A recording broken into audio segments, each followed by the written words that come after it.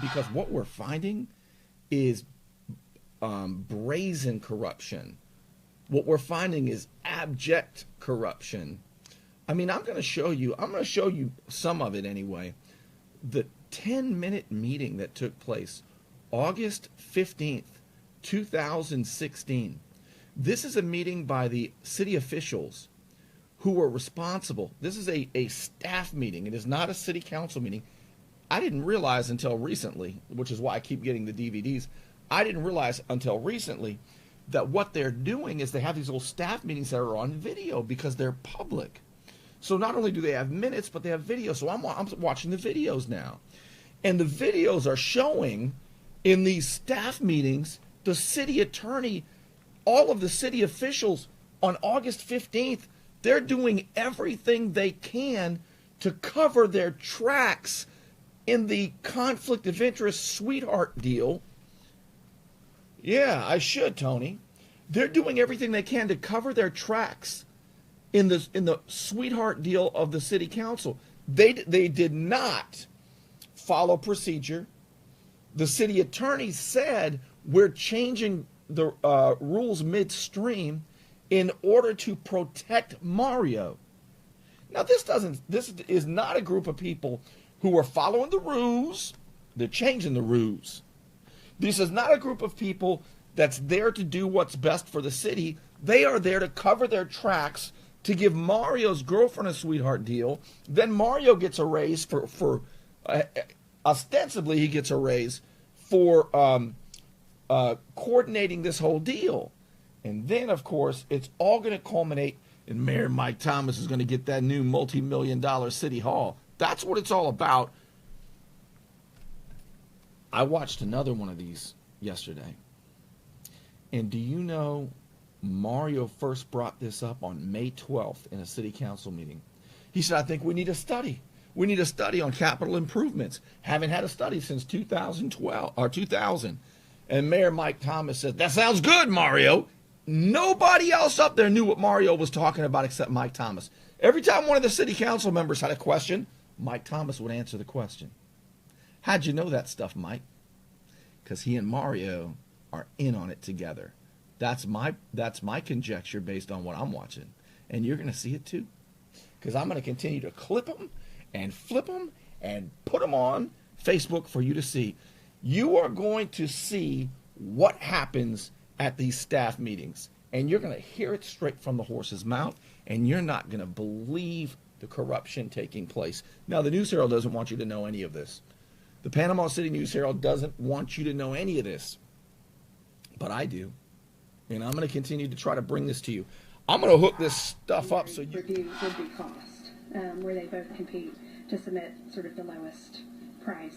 Sort of the low... That's not... You can't... By statute, that is not how they are supposed to decide. You would think it is, right? You would think we, the taxpayers, would like them to decide based on the lowest bidder. But by statute, that's not how they decide. By statute, which is the state law, the way they decide is based on ranking them by their qualifications. And now they're here to change the rules midstream in order to do what? Protect the city manager and the city engineer, who both have romantic relationships. And this is all about Mike Thomas getting his new building, and he knows Mario will give it to him. Because Mario's girlfriend is in on it. Services, for the scope of services. Would they use this information, or would be something else we produce that they would then use their bid for? I think you'd have to write a more detailed scope of services so that it's an apples-to-apples proposal, because now you're going to proposals. And I think you need a pretty detailed scope of what you want, and get the proposal, and then... The guy speaking is Al Short. He's the head of Public Works. That guy. That's Al Short right there. Tickle, tickle, Al. Tickle, tickle, Al. Al's a 30-year veteran. Goochie goo, Al. You never thought we'd see this, did you? Look at Al Short. Al Short's the head of Public Works. Mario's not in this meeting, August 15th, 2016. Al Short's in the meeting. And Al Short is making the case for Mario. Al Short works for Mario. Al Short's raises depend on Mario. Al Short is there saying what Mario would be saying if Mario was there. Isn't he, Al? Good you go, Al. This is so dirty. This is so wrong. In that situation, if both firms... But the first thing I noticed when I looked at the ZHAs was that they didn't have addendums in the form. Ooh, they didn't have addendums. If you don't have the addendum, you don't qualify for the job. Mario's girlfriend's company did not have the required addendum. That is Holly White speaking. Holly White is the assistant city manager for Mario Gisbert. And she had the courage to say, Mario's girlfriend's company doesn't have the required addendums, you know. But you can tell by the way she's saying it that she's kind of worried about saying it. I mean, she's kind of talking against her boss's company here. She's trying to be honest. Look at Holly White stepping up here. That you had asked for, and I think they did address it in the letter, and, you know, that's fine, but I guess if it came down to it, I mean, I looked at them both and I thought they were equally qualified. If I had to, I would have thrown this one out based upon that. Mm-hmm. And that's just me, and it doesn't really have anything to do with their work, per se, or necessarily, I don't know, but to me it was every other packet had it in there. So it seemed every other company that applied, they didn't need to. This is what nobody knew at the time. Maybe Al Short knew, but maybe they all knew. But the only company that didn't qualify was Mario's girlfriend's company, but Mario had that, right? Mayor Thomas wanted Mario's girlfriend's company. So it didn't matter. This process is corrupt. This process violated state statute. And there are some people involved in this, in my opinion, who should not only lose their jobs, they should be charged for fraud. Some people in this process, in my opinion, stole from the people, and they should be punished for it. They shouldn't get away with it. I mean, for God's sake, we can't even make a friggin' sandcastle. We make a sandcastle, and they're on us like what? We should do hashtag, you fill in the blank. We build a sandcastle, and they're on us like white on rice or something. I don't know. You know what I mean? But they do this, and it's, it's happened for a long time. That's what you're going to hear Al Short say.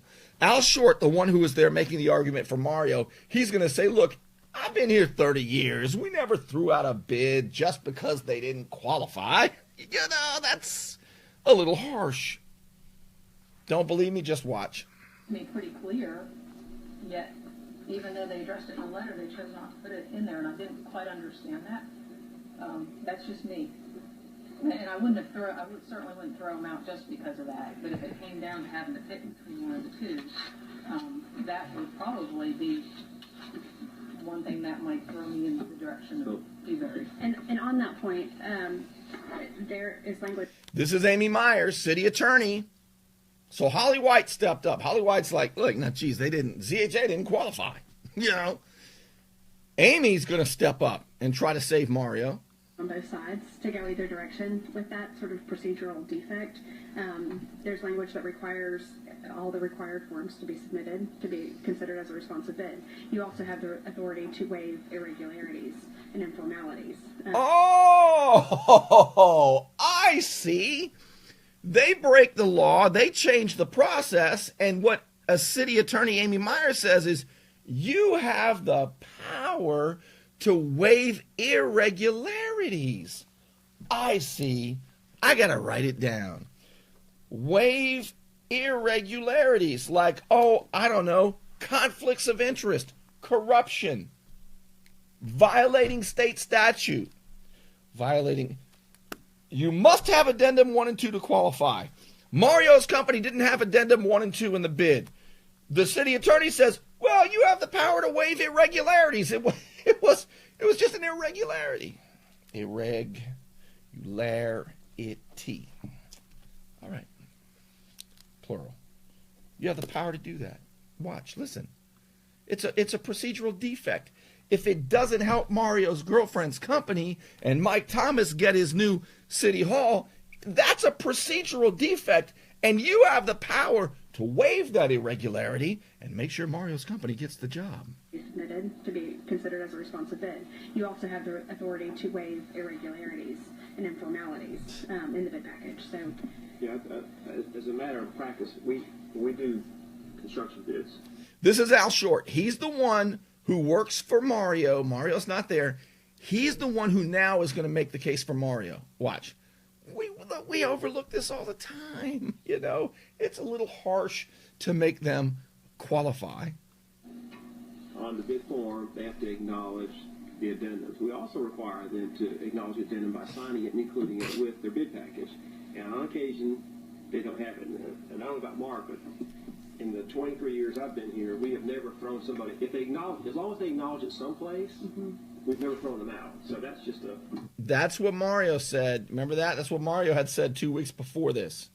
Mario said, look, they acknowledged they didn't do it. Can you imagine applying for a job and they say, one of the things that we must have in your resume is we want references. And you hand the resume to them, right? You give them the resume and it says, and the guy goes, where are the references? And you say, well, I acknowledge that I didn't give you the references. And you think the employer who's interviewing you is going to say, oh, okay, you acknowledged that you didn't do it, therefore, we're cool in the gang, man. You know, yeah, they acknowledge they didn't do it, and that's somehow good enough? Are you kidding me? Well, if they're going to waive irregularities for Mario's girlfriend, I suppose it's cool in the gang. Corruption. Abject corruption. This video is so damning. The News Herald, though, will ignore it, pretend it doesn't exist. Mike Kazlis right now is probably getting phone calls. Hey, Kaz. Text messages. Bernie's showing some damning stuff. We need you to write an article. Do another PR piece, right? Do another piece to say how wonderful Mario Gispert is. Something. You better do something, Kaz, quick, because they look like they look bad up there. But it's a judgment call, what you want to do. And you know, like if Tyndall Oliver left off the letter on his is because of a clerical error, you know, does that affect their work product or not? And those are just judgment calls for each individual member to make. But Right. It's clerical errors and waiving irregularities. Clerical errors and irregularities. That's all.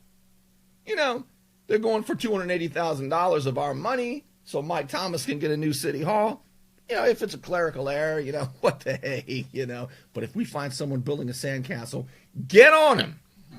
But if it was acknowledged somewhere, when we take a bid, as long as we know that they have it something, we will accept it.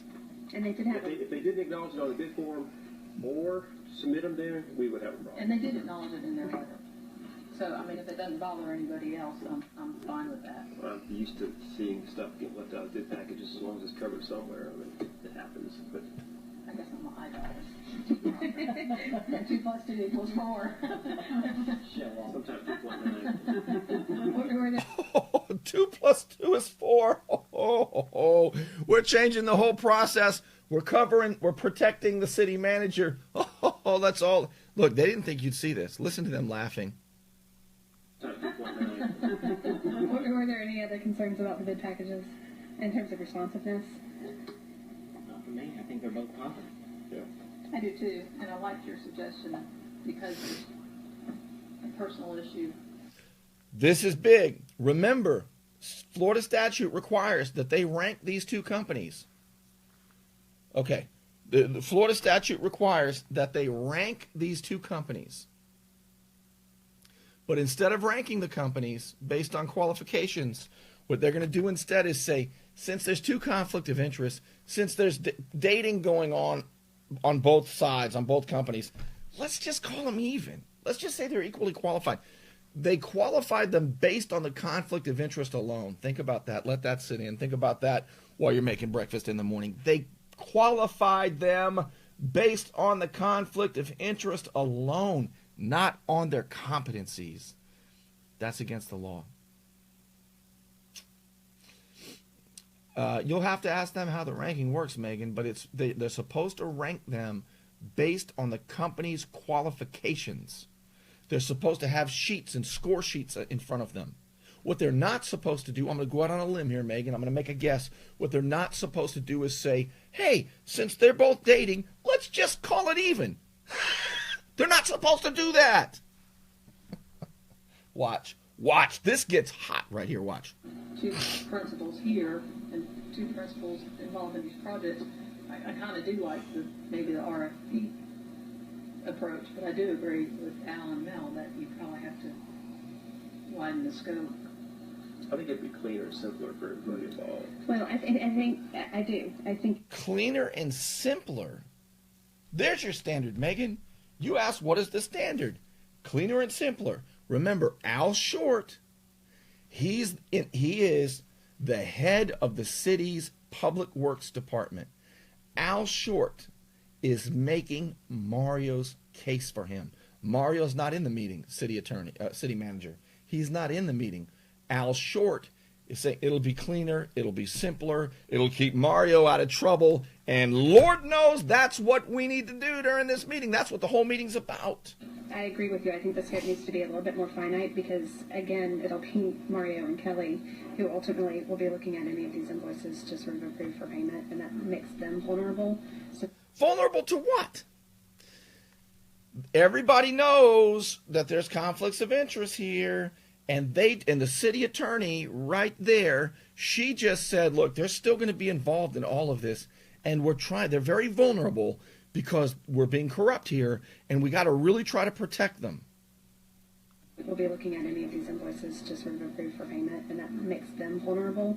So to the extent we can make it as precise as possible. If you have a detailed request for proposals, then you remove the subjective part of the decision. Right, agreed. To be defined up front. So it won't be perfect. Obviously Kelly will still need to be involved in preparing that scope. I don't know that there's an obvious way around that. What, you're looking for a way around it? The city attorney just said she's looking for a way around it. We know she's supposed to recuse herself, but, we can't pull it off because everything's, there's a bunch of crap going on here. So we really can't get around it. She's still going to be involved in it. Does this sound honest to you? Does this sound like they're looking out for, first of all, is the study needed? Hell no, it's not needed. Second of all, is the process being followed? Are the rules being observed? No. Are they ranking the companies as they're supposed to do according to state statute? No. They're looking for ways around. They're looking for how to cover their asses. This is corruption in the city hall. Kaz does not want you to know this. Kaz, John Henderson, and the other reporter right now are sitting side by side by side. One of them is doing this. One of them is doing this. And the other one is doing this. That's what's happening right now. Neither does WMBB. Hey, Terry Cole, General Manager, WMBB.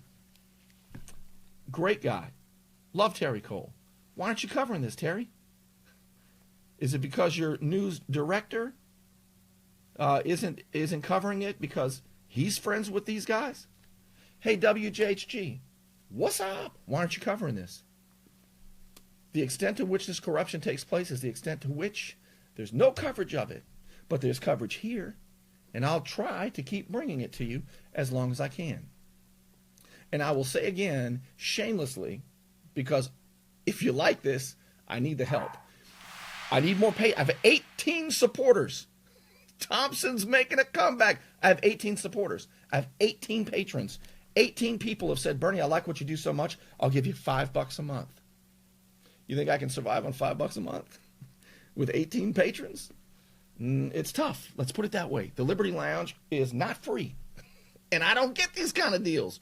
If you like what I'm doing, I'm asking you to go to the top of the Facebook page where it says sign up, hit the button, and it'll take you to the page where you can contribute $5 a month to this show. It's a red button there. Once you get to the page, it says become a patron.